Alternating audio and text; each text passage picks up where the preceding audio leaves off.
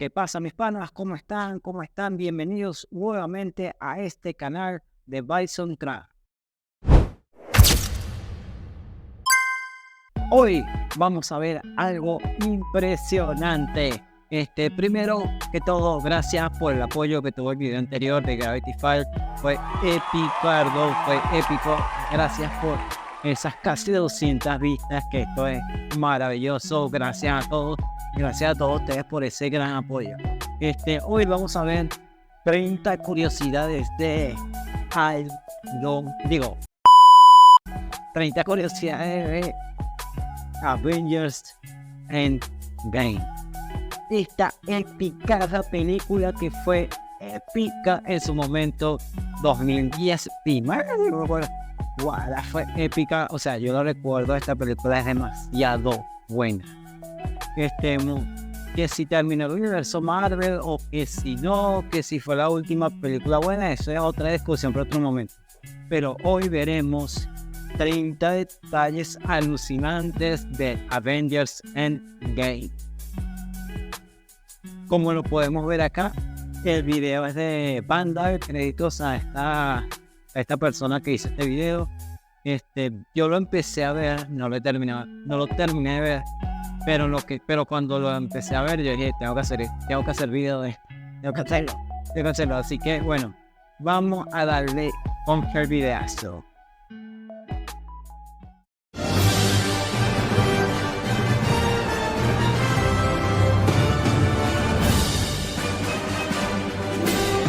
Pero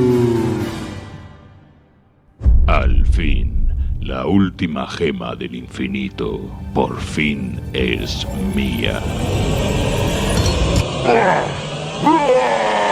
¿Pensabas que esto solo era de videojuegos? A tu izquierda.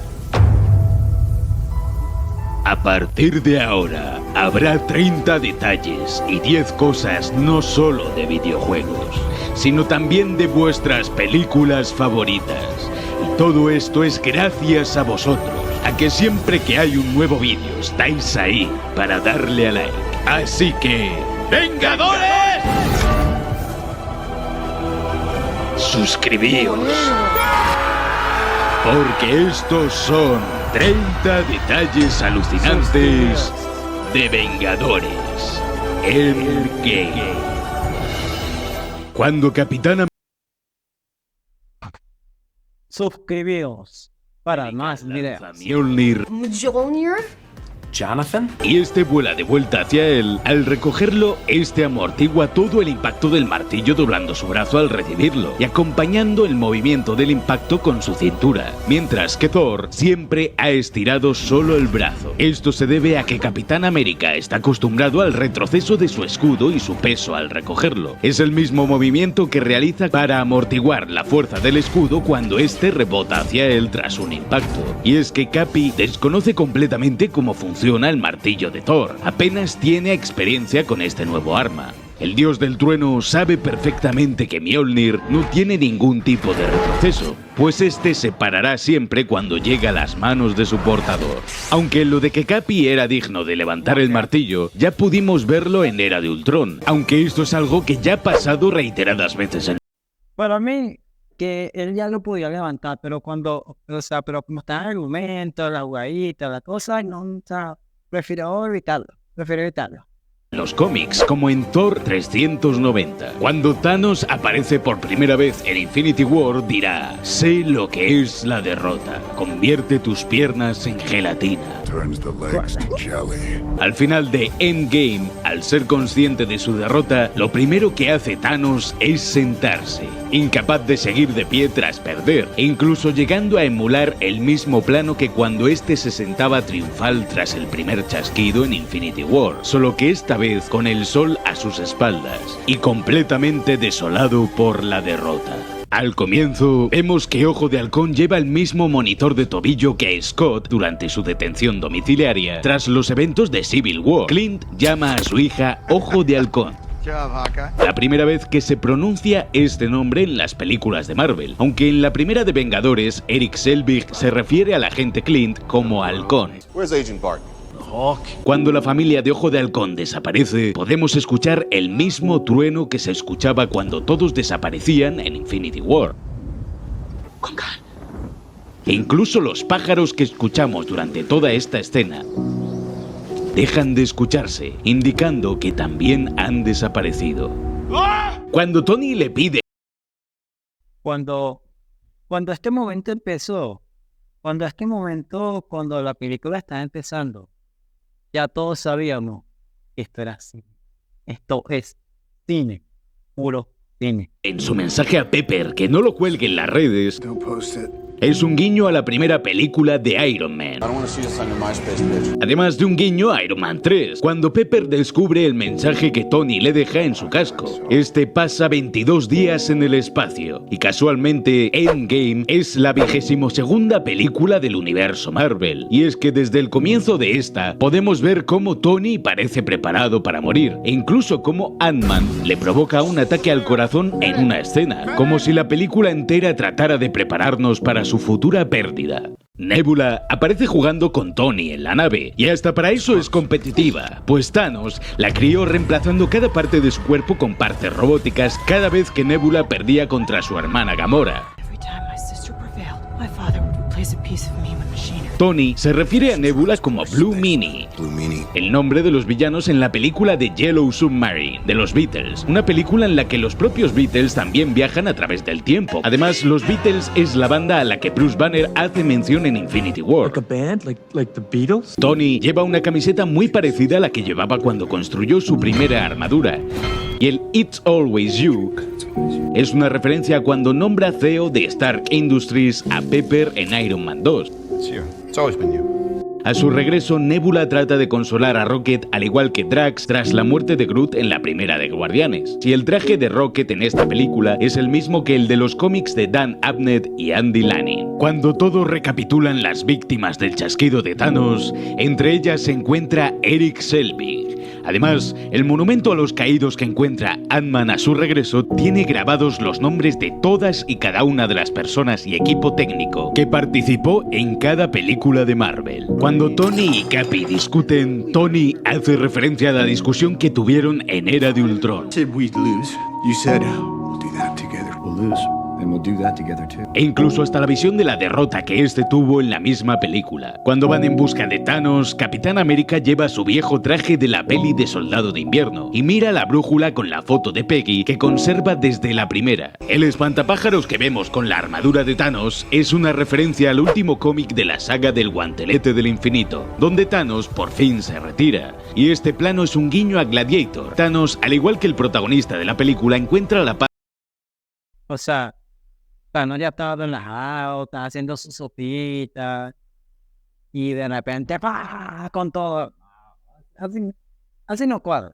Ya estaba relajado, ya estaba retirado, ya había cumplido todo. Pero bueno. Paz que anhelaba tras desempeñar su titánica tarea. Cuando Nebula dice que su padre no es ningún mentiroso, esto aparece corroborado en Infinity War, cuando Thanos dice a Gamora.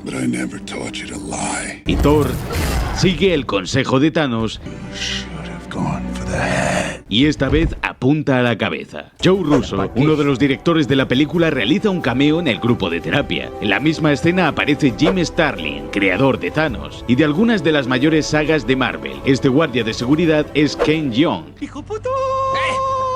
que aparecía en la serie de Community, donde trabajó con los hermanos Russo. De hecho, gran parte del casting de la serie ha aparecido ya anteriormente en otras películas de Marvel. Y el libro que lee este guardia es de Terminal Beach, de J.G. Ballard, autor de novelas posapocalípticas. La hija de Iron Man, Morgan, se llama así debido a un sueño premonitorio de Tony antes de Infinity War. En los cómics, Morgan Stark es el primo de Tony. Cuando vemos a Morgan por primera vez, lleva un casco de Iron Man, al igual que este niño al que Iron Man salva en Iron Man 2, que resulta ser Peter Parker de niño en la Expo de Industrias Stark. Time Heist, o atraco temporal, es el nombre que recibe la operación en la que todos viajarán en el tiempo para recuperar las gemas del infinito. Time Heist es el nombre de un episodio de Doctor Who. Tony llama a Thor Lebowski porque su aspecto ahora parece el del Gran Lebowski, y a Rocket le llama Ratchet, mientras está realizando reparaciones, en referencia a Ratchet de Ratchet & Clank, que se crió en un taller del planeta Belding. Capitana Marvel muestra su nuevo corte de pelo inspirado en el que llevan los cómics, y le dice a Rhodes: y es que estos dos personajes tienen una relación en los cómics, algo que empieza a verse aquí. Scott Lang aparece en la misma furgoneta de las películas de Ant-Man.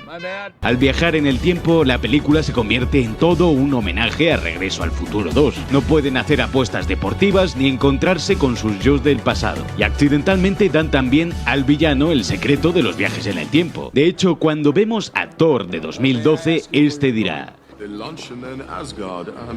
en referencia a la escena postcréditos de la primera película de Los Vengadores, donde todos comen juntos. Cuando Rocket y Hulk viajan a Nuevo Asgard en busca de Thor, escucharemos el tema de Supersonic Rocket Ship, en referencia a cómo la gente de Asgard debió huir de su tierra al final de Ragnarok, y casualmente Nuevo Asgard se localiza en el mismo lugar que Odín señalaba poco antes de su despedida en Ragnarok. Dios mío. Cuando yo me iba a enterar de todo esto, como que, ok, esa era la música que aparecía antes cuando escaparon, porque la usaron hace 7 años en Thor Ragnarok. Yo no voy a saber todo eso. Un sitio Es tremendo el dato, pero what? llamado Tonsberg, el mismo sitio en el que Asgard luchó hace siglos contra los gigantes de hielo al comienzo de la primera película de Thor. Encontramos por el pueblo barriles de cerveza asgardiana y a un Thor gordo con guantes. Estos guantes cubren los pliegues del traje que tuvo que llevar Chris Hemsworth durante el rodaje para dar a Thor ese aspecto desaliñado y dejado, evitando que se vean las costuras del traje. Korg y Miek, a quienes conocimos en Thor Ragnarok, están jugando al Fortnite. De hecho, Korg tiene musgo creciendo entre sus grietas, y Mick ya no lleva su armadura, indicando que ambos también tienen un aspecto desmejorado al seguir el estilo de vida sedentaria que lleva ahora Thor. La camiseta que lleva Korg es la de Taika Waititi, director de Thor Ragnarok y quien pone voz a este personaje. El traje de Ojo de Halcón en la película es el de Ronnie, identidad que asume tras los eventos de Civil War en los cómics, y el yakuza al que mata es Akihiko, un personaje de Marvel Comics. Viuda Negra salva a Clint de esta vida de mercenario, No me des esperanza. tal y como él hizo con ella cuando se conocieron. Agent Barton was sent to kill me. He made a different call. Antes de volver atrás en el tiempo, los Vengadores ponen sus manos en círculo, cual podría ser un guiño a la portada del cómic de New Avengers, un equipo formado por miembros de los Illuminati de Marvel que deciden recuperar las gemas y el guantelete del infinito. Ojo de Halcón y Viuda Negra viajan a Vormir sonrientes por primera vez en mucho tiempo, y Ojo de Halcón dice, en referencia a una misión que mencionaba Viuda Negra a este durante la batalla de Nueva York en la primera entrega de Avengers. De hecho, la pelea que ambos tienen en Vormir es un guiño a la que mantienen por primera vez en Los Vengadores, y es que en ambas peleas Viuda Negra sale victoriosa, solo que esta vez ella gana para sacrificarse en lugar de Clint. Volvemos a ver la escena de la Mi primer trauma cinematográfico. ascensor de Soldado de Invierno. Fui a la gasolinera con Sharon. ¿Qué Sharon? Gasolina.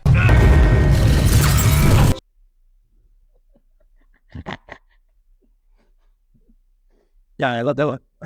Otra vez. Lugar de Clint. Ya me pone este momento tan triste. Me pone el chiste de Capitán América en el ascensor. Volvemos a ver la escena del ascensor de Soldado de Invierno. Fui a la gasolinera con Sharon. ¿Qué Sharon? Gasolina.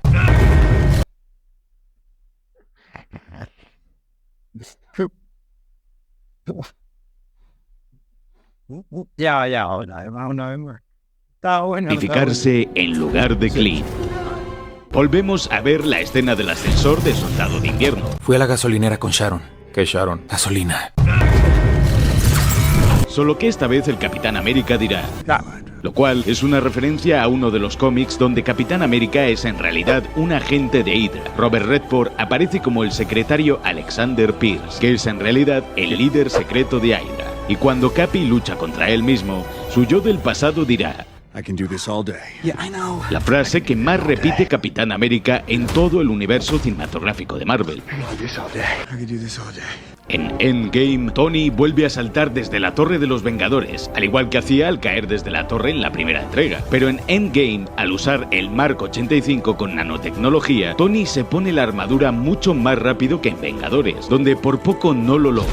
Esto sirve para mostrar cuánto ha avanzado Tony en sus investigaciones y cómo sigue mejorando tras cada película. De hecho, en Infinity War recibe una puñalada de Thanos con su propio traje, al tener que desviar segundos antes toda la potencia del traje en el escudo que lo protege de la gema del poder. Esto es un error del que aprende, ya que en Endgame los escudos que emplea a partir de ahora son holoescudos de Wakanda, para evitar comprometer la estructura del traje de nuevo. También tenemos la oportunidad de ver la intro de la primera película de Guardianes de la Galaxia desde la perspectiva de Rhodes y Nebula, que escuchan a Star-Lord cantar. So he's an idiot.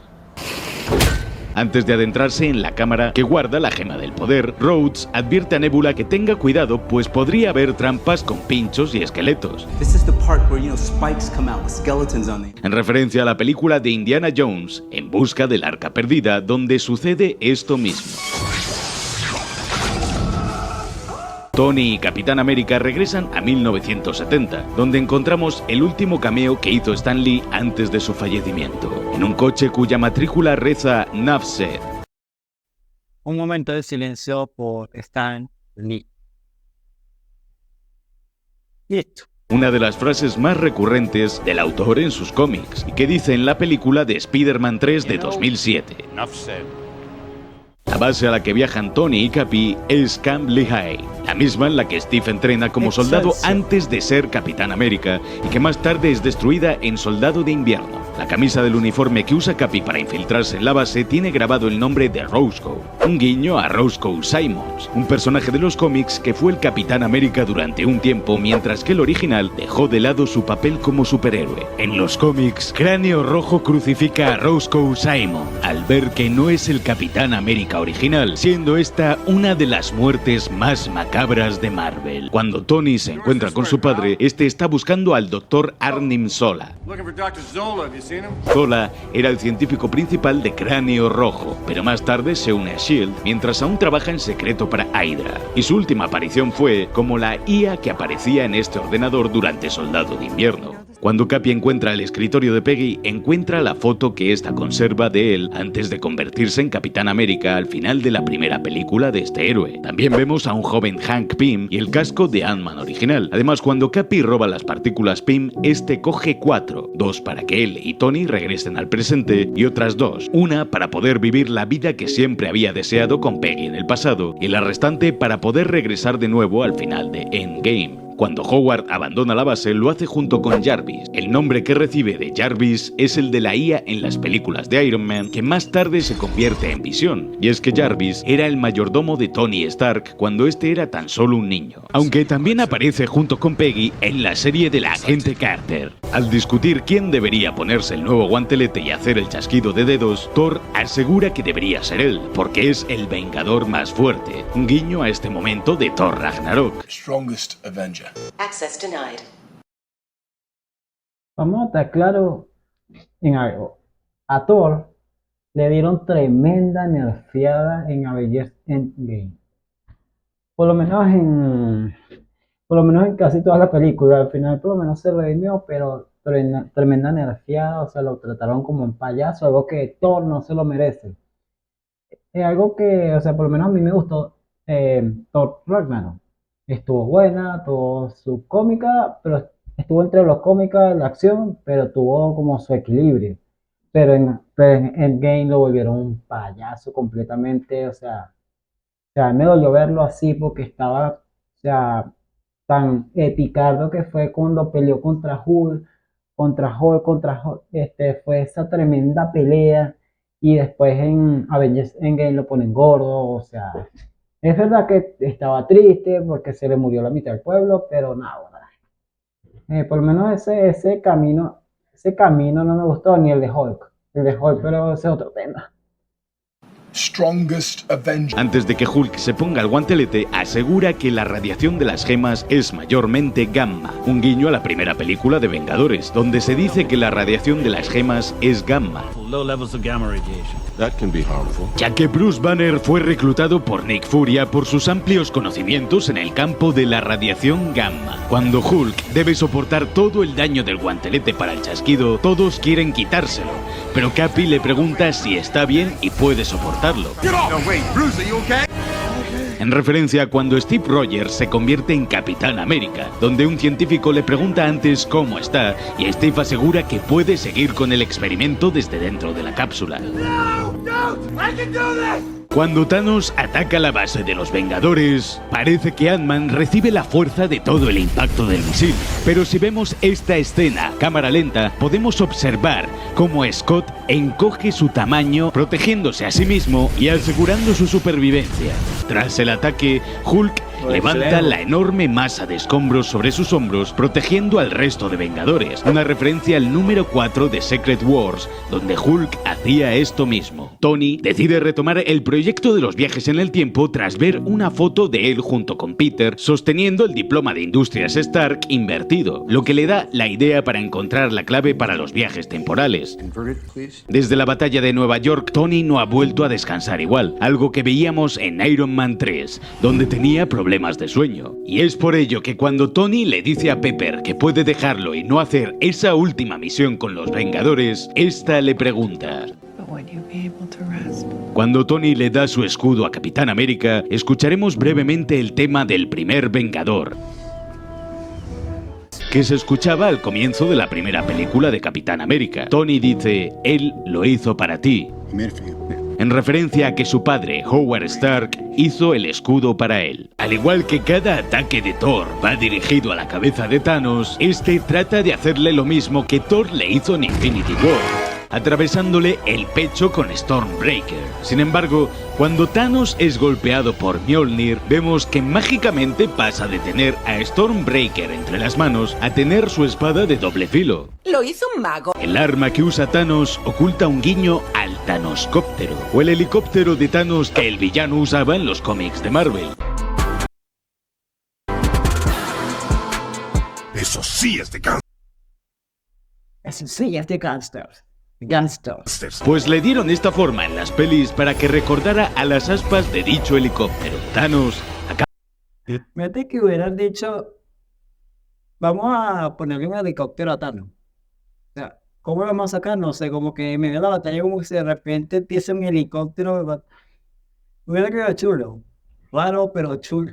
Acaba rompiendo el escudo de Capitán América, tal y como sucede en los cómics del Guantelete del Infinito. Sam dice: por tu izquierda, cuando aparece junto con los refuerzos a través de los portales, una frase que Cappy le dice hasta 3 veces en Soldado de Invierno, y que ahora Sam le dice en Endgame. Es más, al final de la película, cuando Sam se acerca a un viejo Capitán América, este lo hace por su izquierda. Es entonces cuando Cappy dice: ¡Avengers! Una de las frases más míticas del Capitán América en los cómics, y que casi llega a decir en Era de Ultron. Pepper aparece ya con su armadura y como Rescue, personaje en el que acaba convirtiéndose en los cómics. ¿Recordáis que en Homecoming Tony le da un falso abrazo a Peter porque en realidad solo quería abrirle la puerta del coche para que saliera? Pues en Endgame, cuando Peter y Tony se reencuentran, Tony no puede evitar abrazar al chico. Capitán América llama a Spider-Man Queens, en referencia a esta escena de Civil War, donde ambos descubren que se criaron prácticamente en barrios anexos de la ciudad de Nueva York. Where you from? Queens. Brooklyn. Cuando Capitana Marvel derriba Sanctuary, la nave principal de las fuerzas de Thanos, suena el tema de su película, y cuando Tony dice: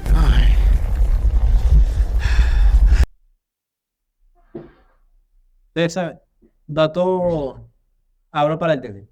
Yo fui una de las pocas personas que vio Capitana Marvel en el cine. Me gustó, o sea, estuvo buena la película. Claro, no es la épica película y no debió haber estado porque fue como que demasiado, como que ¿quién es esta? Nos venían presentando a los superhéroes oficiales que iban a estar en la película de hace tanto tiempo, y de repente una película de Capitán Marvel que fue justamente antes de que estrenaran Avengers Endgame. Fue justamente antes, o sea, fue Capitán Marvel. me parece que fue la de Thor Ragnarok, estrenaron Capitana Marvel y después Endgame. O sea, sí estuvo buena la película, pero estuvo muy fuera de lugar. Estuvo demasiado fuera de lugar. Resulta que las últimas palabras de este personaje son las últimas que dice al final de la primera película que protagonizó Tony Stark. I am Iron Man. Cuando las fuerzas de Thanos comienzan a desaparecer, Rocket protagoniza una pequeña escena que rinde homenaje a una secuencia de Regreso al Futuro 3, donde Marty McFly es víctima de un enorme tiburón holográfico. Y el sacrificio de Tony también es un guiño a cuando Capitán América le decía que no parecía alguien capaz de sacrificarse por otros. ¿Recordáis el momento en que Pepper le preguntaba, ¿podrás descansar? Ahora Pepper sabe que, tras muchas noches sin dormir, al fin Tony puede descansar. Gran historia. En el mensaje de su funeral, Tony dice que si le hubieran dicho hace unos años que estábamos solos en el universo, no lo habría creído. Una frase que cobra sentido al recordar cómo Nick Furia le decía esto a Tony en la escena postcréditos de la primera película de Iron Man. Mr. Stark, you've become part of a bigger universe. El reactor que aparece flotando en el agua es el que Pepper le regalaba a Tony en la primera entrega y en el que pone la prueba de que Tony Stark tiene corazón.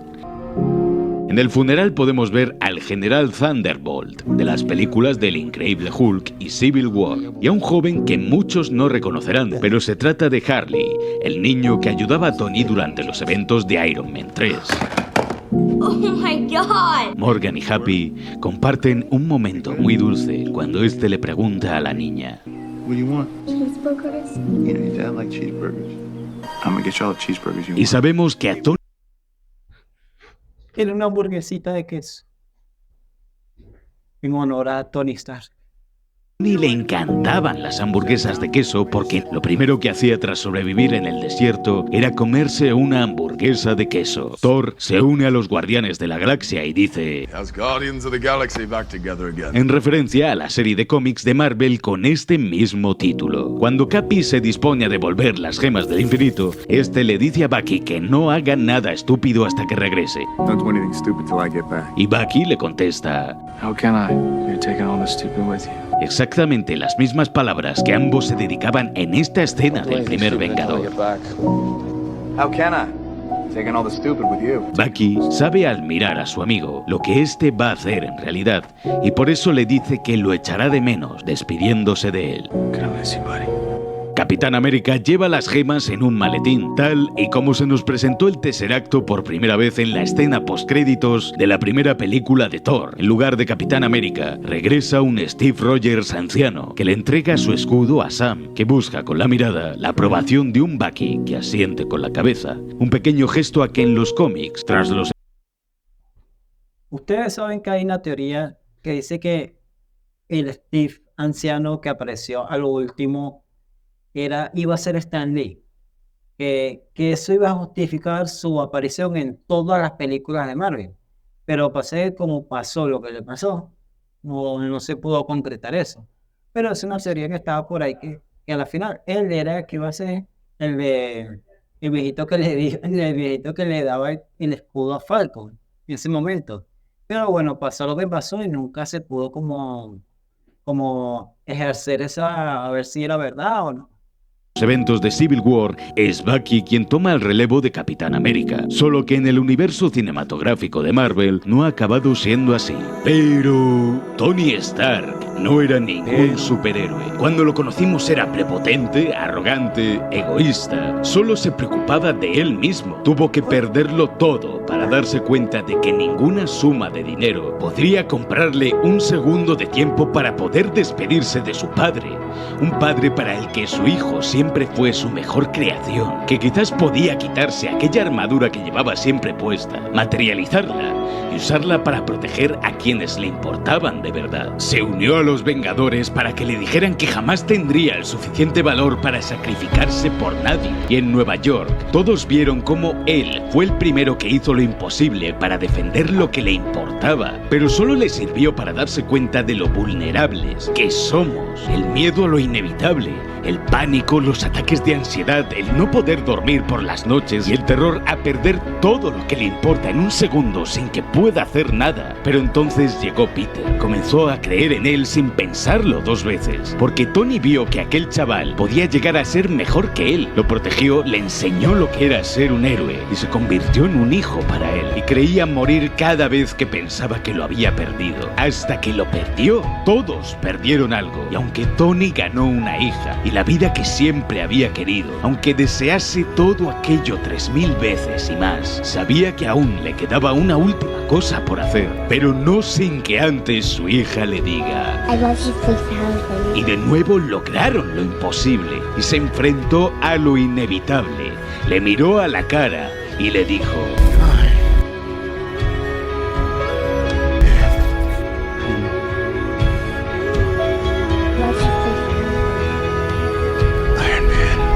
y todos perdimos a un padre, un amigo, un vengador y a la persona con la que todo esto empezó hace 13 años, porque durante más de una década contuvimos la respiración con cada película, se nos erizó la piel con cada momento épico, con cada pelea.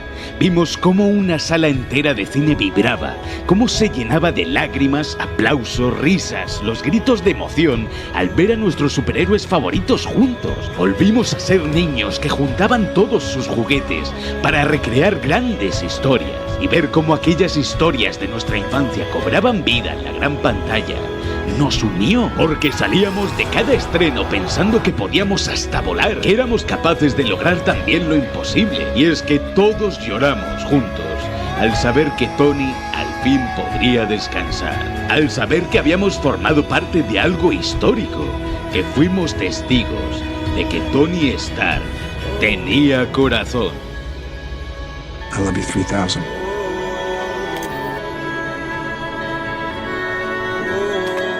I am Iron Man.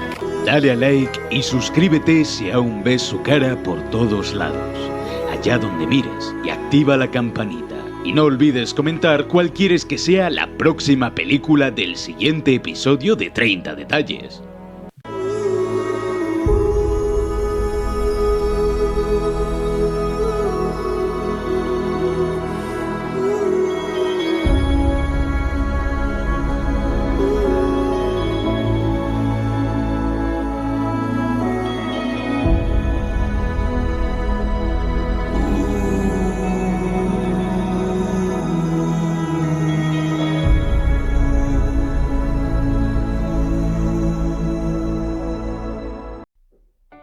Joder, qué buena historia. Qué buena historia. Qué buena historia. Cuando nosotros vemos todo esto, y me gusta, de verdad. Esto es épico. Gracias por esos 3000 momentos que nos dieron. Fue una época maravillosa y cuando tú ves este tipo de resúmenes te das cuenta porque la magia desde desde Iron Man 1 hasta Avengers Endgame fue esa magia del universo cinematográfico de Marvel. Algo que lamentablemente no han logrado últimamente con el resto de las películas, que la mayoría de series que han marcado la historia de estos últimos momentos fueron la de Loki y la película de Spider-Man. Pero esto fue épico, algo. Fue la infancia de muchos, de todos, hasta la adolescencia, hasta la adultez, cuando vemos este maravilloso momento. Gracias al canal de Banda, gracias por este tremendo video, gracias. Nos vemos a la próxima. Suscríbanse al canal, denle like, comenten lo que les gusta. Si quieren otro video de 30 curiosidades alucinantes de otro tipo de película que tiene este mismo chamo que se llama Vandal. Bueno, sin nada más que decir, nos vemos y nos despedimos y hasta la próxima.